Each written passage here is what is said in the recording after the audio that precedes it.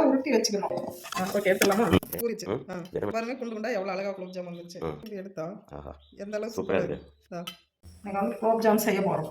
Gulab jam மாவை போட்டு இது கூடவே நெய் ஒரு 2 ஸ்பூன் சேர்த்துக்கலாம். நெய் போட்டு பிப்பேஞ்சு எடுத்துக்கணுமா?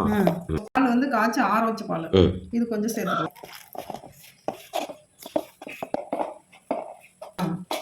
கயிறு ஓட்டலாம்.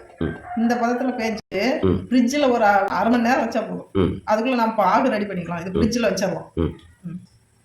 குலோப் ஜாமுக்கு பாவு ரெடி பண்ணுவோம். ஆனால் அப்படியே ஒரு கிலோ சர்க்கரைக்கு 1/2 கிலோ சர்க்கரைக்கு 1/2 லிட்டர் தண்ணி ஊற்றினேன். அது அப்படியே நல்லா கொதிச்சு வரட்டும். கொஞ்சம் ஏலக்காய் தூள் போட்டுருவோம். இல்லை, ஏலக்காய் தூள் வந்து நான் நுணுக்கி வச்சுக்கிறேன். ஏலக்காய் தூள் போட்டுருவோம்.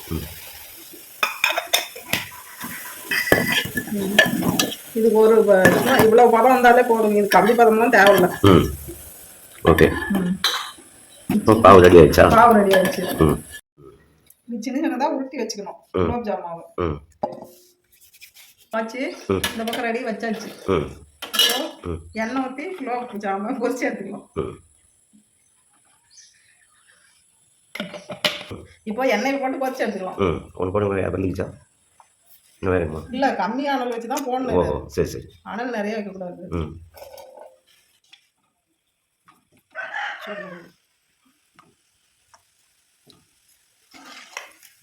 இது அனல் நிறைய வைக்காம இது வந்து அனல் கம்மியா வச்சு பொன் நிறமா பொரிச்சு எடுக்கணும்.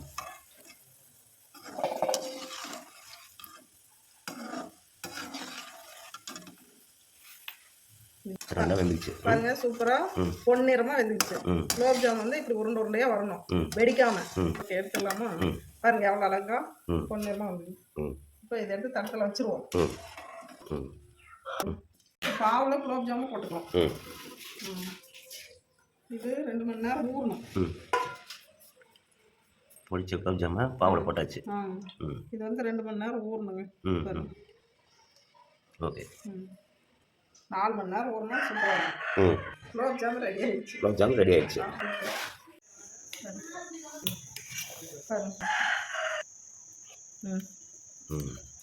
குலோப் ஜாம் சூப்பராக ரெடி ஆயிடுச்சு. குலோப் ஜாம் சூப்பராக ஊறிடுச்சு. இது எத்தனை மணி நேரம் ஊற வைக்கணும்? 4 மணி நேரம் ஊற வச்சு எடுத்தங்க. Okay okay. பாருங்க, குண்டு குண்டா எவ்வளோ அழகாக குலோப் ஜாம் வந்துருச்சு. பாருங்க, பேத்து அப்படியே இப்படி பேத்து இப்படி எடுத்தா எந்த அளவுக்கு சூப்பராக இருக்கு.